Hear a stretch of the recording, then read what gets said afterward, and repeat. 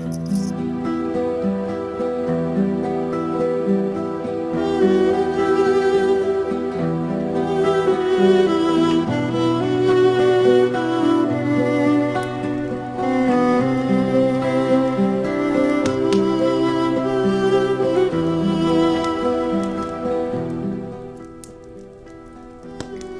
sont ceux qui se sont blottis dans mes bras. J'ai dû aller en chercher plus d'un. Certains sont venus par eux-mêmes. Je ne sais toujours pas pourquoi je suis là cette nuit. J'aime Noël, la façon dont on se souvient des gens. Mais il y a quand même quelque chose qui me dérange. J'étais attirée vers la place du village. Au milieu de la foule de gens qui rentrent chez eux les bras chargés de cadeaux, une petite fille de 9 ans environ marche. Elle est seule et couverte d'une petite robe blanche très légère au milieu de ce froid, car il neige beaucoup cette nuit-là.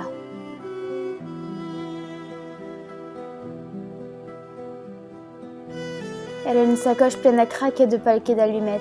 Elle en tient un dans sa main gelée. Ses pieds nus, rougis par le froid, avancent, toujours et encore, dans la neige.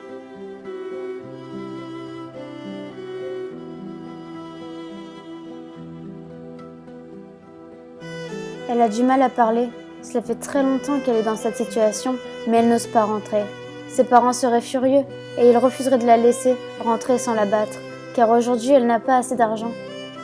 Un homme s'approche d'elle, mais très vite, il se désintéresse de la petite fille et s'en retourne au milieu de la foule, insensible à sa détresse. Elle est au milieu de cette foule, mais personne ne lui prête attention, trop occupée à regarder les milliers de flocons blancs qui tombent du ciel pour venir se déposer doucement sur la route.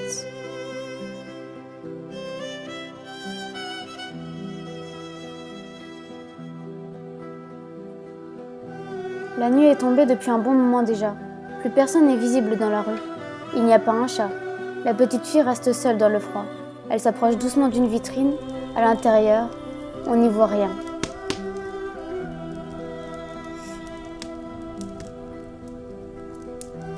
Elle craque alors une de ses allumettes pour se réchauffer et elle perçoit dans la petite vitrine à côté d'elle un magasin de jouets. Des jouets comme elle n'en a jamais vu. Des jouets qu'elle ne pourrait jamais se procurer.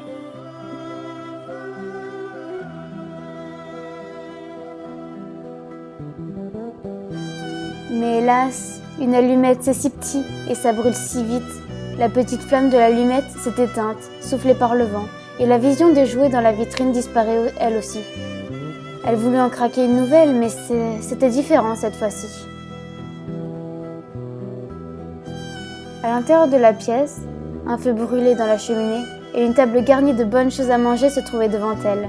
Elle pouvait sentir leur odeur. Elle sentait la chaleur de la cheminée réchauffer ses petites mains. Tout avait l'air si bon. Une grande dinde au marron, des verres de champagne, des cadeaux par milliers sous le sapin coloré et joliment décoré. Ces gens semblaient avoir plus d'argent qu'elle. Leur enfant devait avoir de la chance.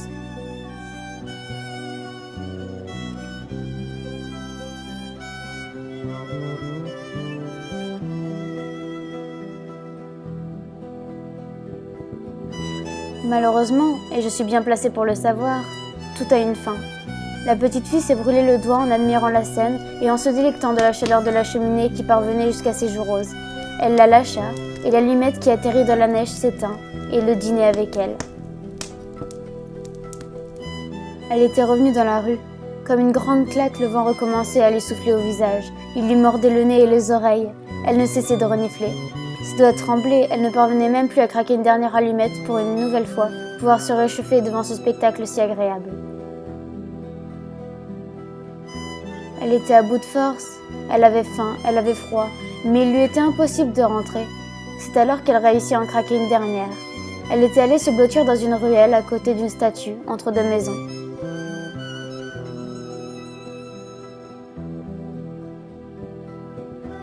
Je décidai de ne pas la laisser dans cet état. Je ne pouvais pas la laisser dans ce froid une minute de plus.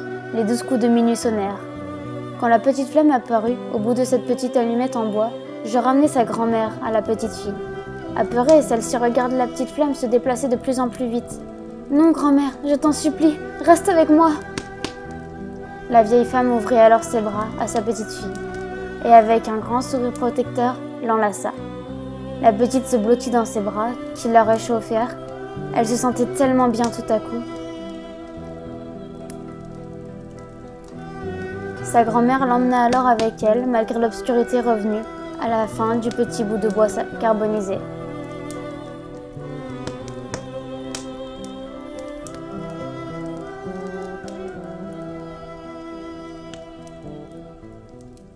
Le lendemain, la neige s'était arrêtée, le jour s'était levé. Tout le monde sortait dans la rue pour profiter de ce manteau blanc qui avait recouvert la ville. Et derrière une statue, entre deux maisons, on découvrit le petit corps rouge et sans vie d'une petite fille, une petite vendeuse d'allumettes morte de froid. Une petite vendeuse que j'avais accueillie et qui maintenant est bien au chaud et très heureuse aux côtés de sa grand-mère pour l'éternité.